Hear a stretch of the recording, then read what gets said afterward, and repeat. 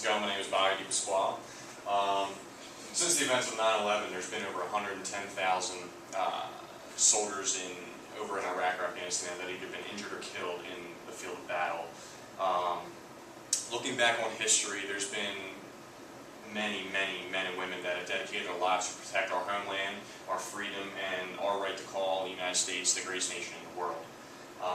It's my opinion that it's our responsibility to give back to these people, even though we sit back and really appreciate what they do for us and our country. Many people don't understand or have the resources or the willingness to go figure out how they can help these soldiers if and when they're hurt. Oh wait, no, go back. Sorry, that was my whole thought. Alright, so since 9/11, there's been 2,333,972 military members deployed over to Iraq and Afghanistan, according to the Veterans of Common Sense organization.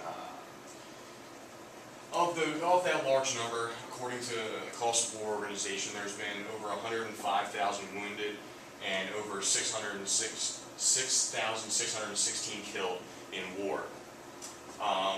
Those are all numbers that people really care about, and they're most numbers that people think when they come to mind of war and tragedy and stuff. But what a lot of people don't realize and think of is the aftermath mentally on a lot of these soldiers.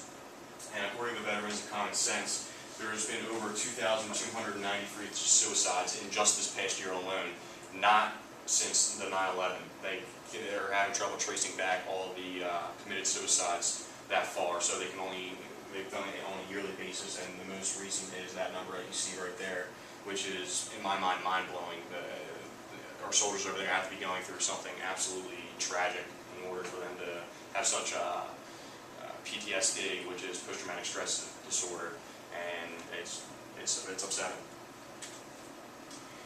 What we can do, we can deliver funds to our fallen soldiers in many ways. But one that comes to my mind is the Wounded Warrior Project. I personally have taken part in this through what you can see right there called the Tough Mudder, which is a 10 to 13 mile like a race obstacle course thing. And what I find very interesting about this organization is that not only do they just take money donations, but they make their fundraising active, like through the Tough Mudder, and they have an 8K run, so they really get the community and the people of America involved. They have these events all across the country all year long, and it's really something special to be a part of. And once you're a part of this, I remember in my experience, it was very emotional. A lot of times there's a lot of ex-military men and women there that have been injured, people that have lost limbs, and it gets very emotional with episodes of crying, and some of the higher end officials in the military come and speak, and it gets pretty intense. And it creates a unique relationship between participants in this kind of fundraiser through the Wounded Warrior Project and the people that they're helping overseas. So making a difference. If we can step back and just think to ourselves, if it's one thing to say, oh, I'll give you $30, I'll give you $40, I'll give you $10, whatever it is. But when you involve yourself into something physical like the Tough Mudder, I know this will be my second year partaking in this particular activity, and it was hands down probably the hardest physical thing I've ever done, but it's hands down the funnest and most exciting thing I've ever taken part of in my life. There's thousands and hundreds of thousands of people that have come to these events across the country, and with every single person, I'll sign up, I'll go have fun with a whole bunch of my friends, here's $10. When you have hundreds and 100,000 people doing so, the money starts adding up. This year for the Tough Mudder alone, there's been over $5 million worth of donation, and we're about to hit $6 million. In their 8K run, which isn't as popular, is because it's run through the Wounded Warrior Project itself. It's not a separate entity.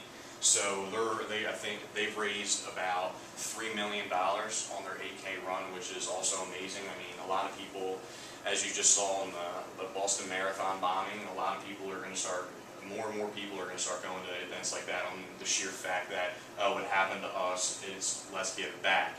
So, in my opinion, it's our opportunity to get back to these kind of men and women. And as you can see in this picture, there's a soldier here with his family, and let's say perhaps the soldier was injured over in Afghanistan or Iraq or somewhere else in the world, and his face is mortified because he's next to a roadside bombing and he gets shrapnel. His life can be completely changed, but a lot of people don't understand that it's not just his family, not just him, it's his family. His wife, there's numerous accounts of divorce and families being split up because the sheer emotional, they can't handle it, so they end up leaving, or the person that's been injured isolates themselves from people because they're a little insecure about how they look, or they're pissed off at the world because of things that have happened. So, I mean, we would prefer everybody to come back looking on a picture-perfect family in our military, but it rarely happens. Turn me on.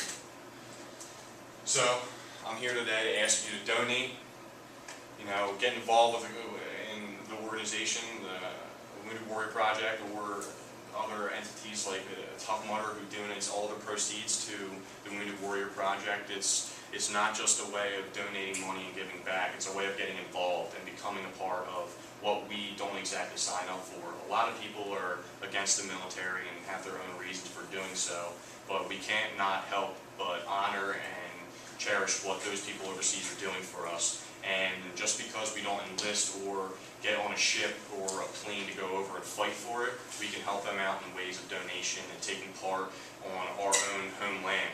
And we can help these victims and families out significantly.